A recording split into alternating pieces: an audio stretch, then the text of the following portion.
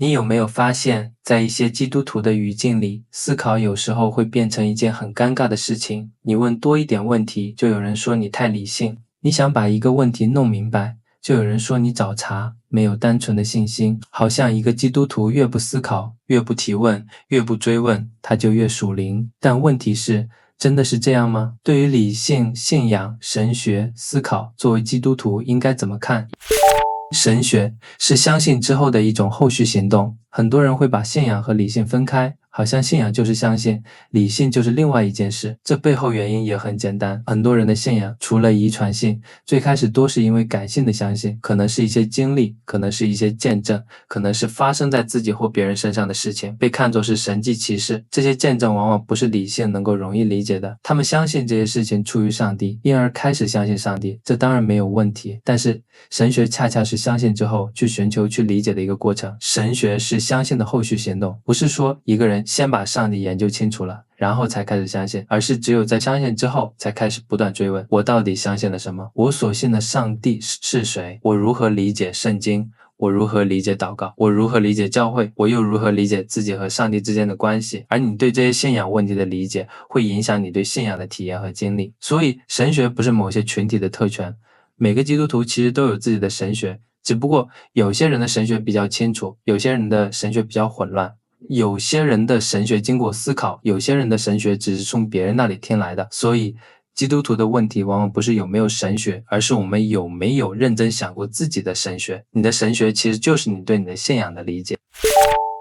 信仰，寻求理解，在这个过程里，神学便是对信仰的追问和反思，这一系列的过程都离不开理性思考。神学是什么？神学有一个很著名的定义，信仰寻求理解。这些寻求和理解不是你整日坐着祷告不去思考就能去理解去明白的。祷告当然重要，读经当然重要，聚会当然重要，但是你读经的时候你不需要理解吗？你听到的时候你不需要分辨所听见的内容吗？因为你怎么理解上帝会影响你怎么亲近上帝，你怎么理解圣经会影响你怎么应用圣经，你怎么理解顺服会影响你是在顺服上帝还是在服从某个人。所以理性帮助你提升认知，进而改变你的观点和看法，同时也会影响你的信仰经验，然后改变你的行为。这不是说多读几本书人就一定更属灵，也不是说知识多的人就一定更接近上帝，而是说你的认知，你的思维决定着你对圣经的阅读和理解。所以认知不是小事，认知会改变你如何理解这段关系，也会改变你如何活在这段关系里面。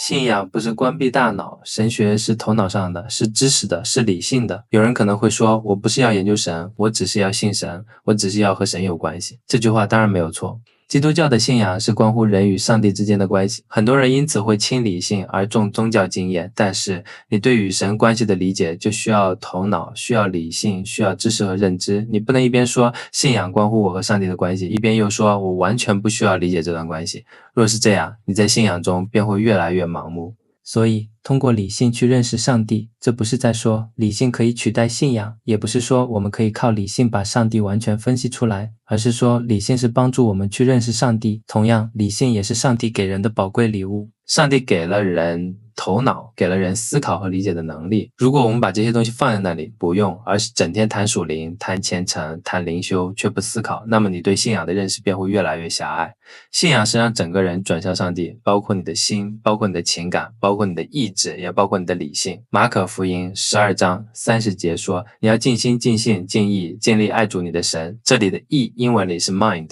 某种意义上就是要用你的理智理性去爱你的神。所以信仰要寻求理解，不是理解取代信仰，而是信仰之后继续寻求理解。理性的局限性，但是理性并不全能。我们所有的理性推论其实是建立在一个巨大的根基之上，这个根基就是上帝的存有，也就是说是相信有上帝的这个前提之上所进行的理性思考。而上帝的存有或者说存在，从某个角度来说是无法用理性所推理而出，它是作为一个因相信而存在的事实前提，因此相信性才是这一切的根基和基础。我们不是弄清楚所有东西才相信的，甚至进一步说，若是弄清楚了某个东西，或许都不用相信了。希伯来书说，信就是未见之事的确据。我们不是把所有答案算出来以后才把自己交给上帝，我们是相信之后再继续寻求、继续理解、继续反思和更新，所以理性是工具，不是根基，性才是根基。这里就会出现一个很重要的平衡，理性重要，但理性有限。信仰超越理性，但信仰不是反理性，因为人只能认识到人能认识到的部分。对于神的奥秘，我们无法测透，而这就是理性的局限性。所以对于我而言，我可以像自由派一样去思考、理解、接受很多的非传统的学术观点。我同样可以和基要派一样，相信那些不能被理性所理解的神迹确实发生过。永远记得，我们并非拥有真理，我们只是在寻求真理。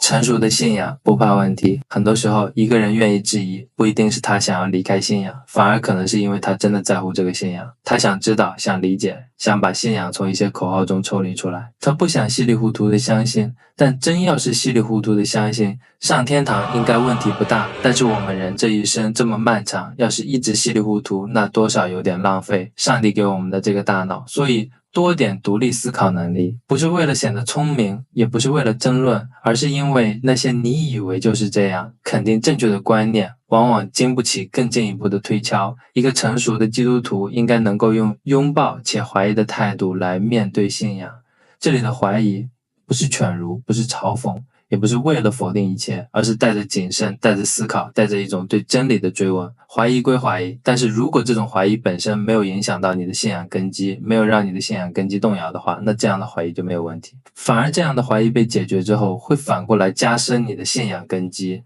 当然，有些问题也不是马上就能解决，你暂时不知道答案，你现在还没有答案，这都没有关系。但是你不能假装问题不存在，更不能把所有提问的人都简单说成是不属灵、信心不够、被世界影响，因为人不会接受自己从未问过的问题的答案。如果一个人从来没有真正问过，他听到的很多答案其实也只是标准答案，他可能会背，但不一定真的理解，他可能会说，但不一定真的进入他的生命。所以信仰也不是不要理性，而是在理性有限的地方继续谦卑的寻求。回到最开始的问题，理性与信仰对立吗？我觉得不对立。理性不是信仰的主人，但理性也不是信仰的敌人。理性不是根基，信仰才是根基。但是理性是相信之后的重要工具，它帮助我们追问，帮助我们理解，帮助我们分辨，帮助我们反思和更新。所以基督徒不要反制，但基督徒也不要崇拜理性主义。一个成熟的基督徒不是不思考，而是在信仰中思考。